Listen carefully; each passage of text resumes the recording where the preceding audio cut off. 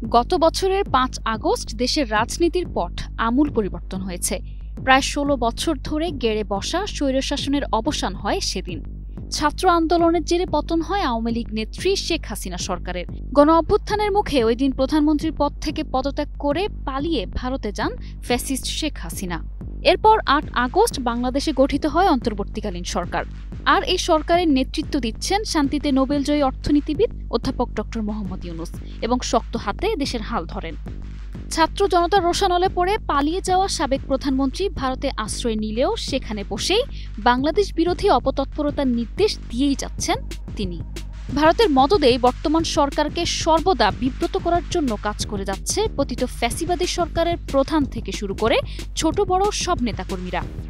ভারতে বসে হাসিনার লাগাতার চক্রান্তের আরেকটি হচ্ছে বাংলাদেশের পরিবর্তিত পরিস্থিতিতে গঠিত এই সরকারের সমালোচনা করে যুক্তরাজ্যের একদল এমপিদের প্রতিবেদন প্রকাশ করা। যুক্তরাজ্যের কমনওয়েলথ ভিত্তিক all party parliamentary group APPG গত বছরের নভেম্বরে প্রতিবেদনটি দেয়।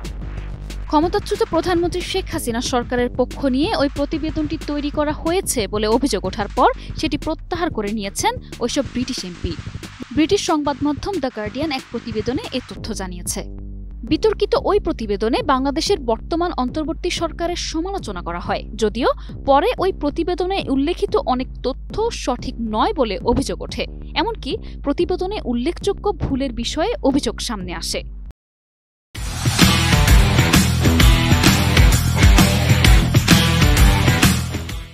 APPG'র কনজারভেটিভ চেয়ার অ্যান্ড্রু রোজিনডেল এক সংবাদ বিজ্ঞপ্তিতে লিখেছেন, বাংলাদেশের একটি চমৎকার ভবিষ্যৎ থাকা উচিত যেখানে সবার জন্য সুযোগ উন্মুক্ত থাকবে।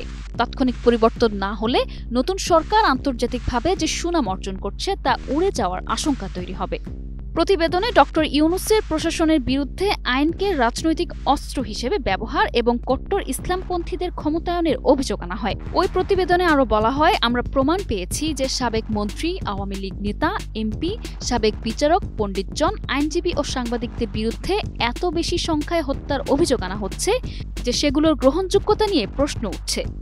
স্বৈরাচারী শাসনের বিরুদ্ধে শিক্ষার্থীদের বিক্ষোভের মুখে শেখ হাসিনা ক্ষমতাচ্যুত হওয়ার ৩ মাস পর গত নভেম্বরে the ongoing situation in Bangladesh শীর্ষক প্রতিবেদনটি প্রকাশ করা হয়।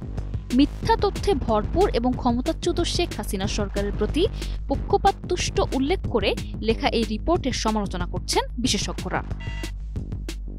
নিশা আলম, নিউজ ডেস্ক, ২১ টেলিভিশন।